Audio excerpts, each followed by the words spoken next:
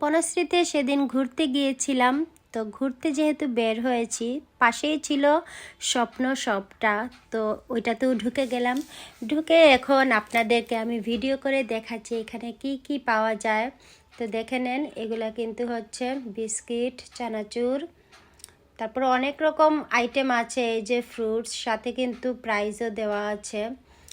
এই যে কয়েদ বেল, সব কিছুই আছে মোটামুটি, প্রাইসটাও এখানে দেওয়া আছে। তারপর ম্যাগির আইটেম, মানে নুডলসের আইটেম, চকলেটের আইটেম, ডিম, মাছের আইটেম। তো অনেকেই হয়তো জানেন এখানে সব কিছুই যে পাওয়া যায়। তবে এখানে বিষয়টা হচ্ছে, আমার সব কিছু ভালো লাগলেও কিন্তু এখানের এই মাছটা আমার পছন্দ হয়নি। যেহেতু মাছগুলো একটু খোলামেলা, কেমন একটা ফ্লেভার বের হচ্ছিল মাছ থেকে।